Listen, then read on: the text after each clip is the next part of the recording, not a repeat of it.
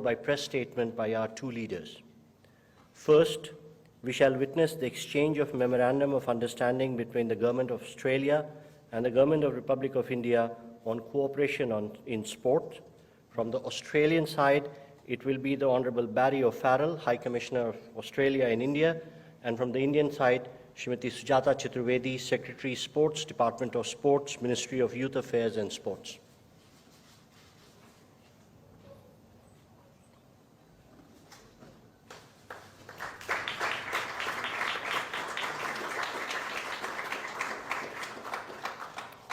Thank you.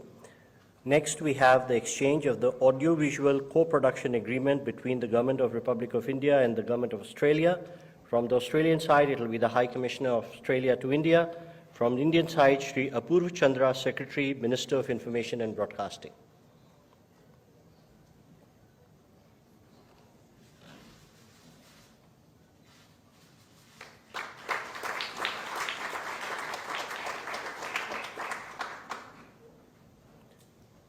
Our next agreement is the exchange of terms of reference for India-Australia Solar Task Force.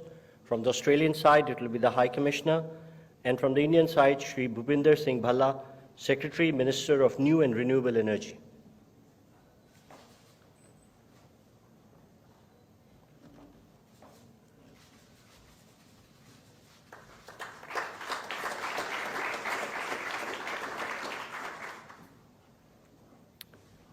Our next exchange is of a letter of intent between the Government of India's Atal Innovation Mission and the Commonwealth Scientific and Industrial Research Organisation Australia for furthering cooperation in innovation.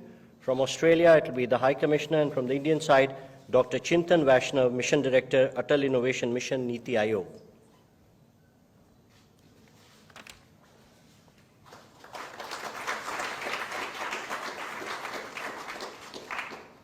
Ladies and gentlemen, that concludes the exchange ceremony. I now request the spokesperson to take forward the proceedings.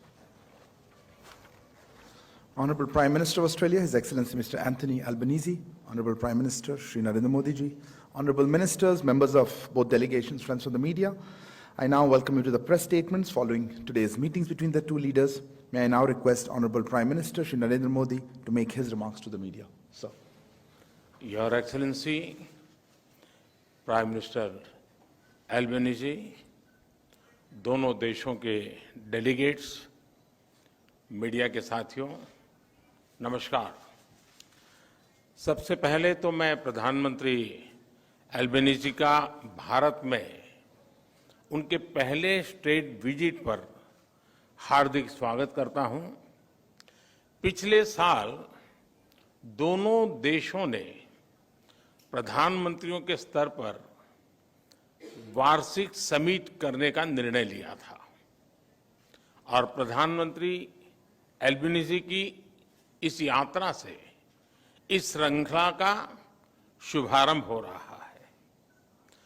Bharat में उनका आगमन होली के दिन हुआ और उसके बाद हमने मिलकर क्रिकेट के मैदान में कुछ समय बिताया। कलर्स, कल्चर और क्रिकेट का यह सेलिब्रेशन एक प्रकार से भारत और ऑस्ट्रेलिया की मित्रता के जोश और उल्लास का उत्तम प्रतीक है। फ्रेंड्स, आज हमने आपसी सहयोग के विभिन्न पहलुओं पर विस्तार से चर्चा की। सुरक्षा सहयोग हमारी कॉम्प्रिहेंसिव स्ट्रेटेजिक पार्टनरशिप का एक महत्वपूर्ण स्तंभ है। आज हमारे बीच इंडो पैसिफिक क्षेत्र में मैरीटाइम सिक्योरिटी और आपसी रक्षा और सुरक्षा सहयोग बढ़ाने पर विस्तार से चर्चा हुई। रक्षा के क्षेत्र में हमने पिछले कुछ सालों में उल्लेखनीय एग्रीमेंट्स किए हैं, जिनमें एक दूसरे की सेनाओं के लिए लॉजिस्टिक सपोर्ट भी शामिल है। हमारी सुरक्षा एजेंसीज के बीच भी नियमित और उपयोगी सूचना का आदान प्रदान है और हमने इसे और सुदृढ़ करने पर चर्चा की। हमारे युवा सैनिकों के बीच संपर्क और मित्रता बढ़ाने के लिए हमने general Rawat officers exchange programme की स्थापना की है, जो इसी महीने आरंभ हुआ है। फ्रेंड्स, आज हमने विश्वस्त और मजबूत वैश्विक सप्लाई चेन्स के विकसित करने के लिए आपसी सहयोग पर विचार विमर्श किया। रिन्यूएबल एनर्जी दोनों देशों के लिए प्राथमिकता और फोकस का क्षेत्र है और हम क्लीन हाइड्रोजन और सोलर में साथ मिलकर काम कर रहे हैं।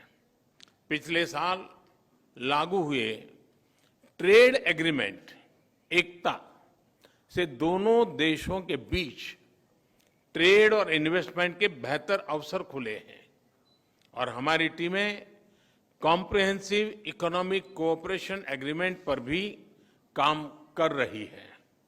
फ्रेंड्स, पीपल टू पीपल संबंध भारत ऑस्ट्रेलिया मित्रता का एक प्रमुख आधार है। हमने एजुकेशनल क्वालिफिकेशंस की परस्पर मान्यता के लिए एक मैकेनिज्म पर हस्ताक्षर किए हैं, जो हमारे छात्र समुदाय के लिए उपयोगी होंगे। हम मोबिलिटी एग्रीमेंट पर भी आगे बढ़ रहे हैं। यह छात्रों, कामगारों और प्रोफेशनल्स के लिए लाभदायक होगा। भारतीय प्रवासी अब ऑस्ट्रेलिया में दूसरा सबसे बड़ा इमिग्रेंट समुदाय है। यह इंडियन कम्युनिटी ऑस्ट्रेलिया के समाज और अर्थव्यवस्था में उल्लेखनीय योगदान दे रहा है। यह खेद का विषय है कि पिछले कुछ सप्ताहों से ऑस्ट्रेलिया में मंदिरों पर हमलों की खबरें नियमित रूप से आ रही है। स्वाभाविक है कि ऐसे समाचार भारत में सभी लोगों को चिंतित करते हैं, हमारे मन को व्यथित करते हैं। हमारी इन भावनाओं और चिंताओं को मैंने प्रधानमंत्री एल्बेनीजी के समक्ष रखा और उन्होंने मुझे आश्वस्त किया है कि भारतीय समुदाय की सेफ्टी उनके लिए विशेष प्राथमिकता है। इस विषय पर हमारी टीम्स नियमित संपर्क में रहेगी और यथासंभव सहयोग करेगी। फ्रेंड्स, प्रधानमंत्री एल्बेनीजी और मैं इस बात पर सहमत है कि हमारे द्विपक्षीय संबंध वैश्विक चुनौतियों से निपटने के लिए और वैश्विक कल्याण के लिए महत्वपूर्ण है। मैंने प्रधानमंत्री एल्बेनीजी को भारत की G20 अध्यक्षता की प्राथमिकताओं के बारे में बताया और ऑस्ट्रेलिया के सतत सहयोग के लिए उनका आभार भी व्यक्त किया। भारत और ऑस्ट्रेलिया दोनों क्वाड के सदस्य हैं और आज हमने इस प्लेटफॉर्म पर हमारे बीच सहयोग पर भी चर्चा की। इस वर्ष मई में क्वाड लीडर्स समिट के लिए मुझे आमंत्रित करने के लिए मैं प्रधानमंत्री एल्बेनीजी को धन्यवाद देता हूं। उसके बाद सितंबर में G20 समिट के दौरान प्रधानमंत्री एल्बेनीजी का फिर से स्वागत करने का मुझे अवसर मिलेगा और मुझे बहुत खुशी होगी। एक बार फिर प्रधानमंत्री एल्बेनीजी का भारत में हार्दिक स्वागत है। मुझे पूरा विश्वास है कि उनकी इस यात्रा से हमारे संबंधों को नई गति और मोमेंटम मिलेगा। धन्यवाद। Thank you, sir.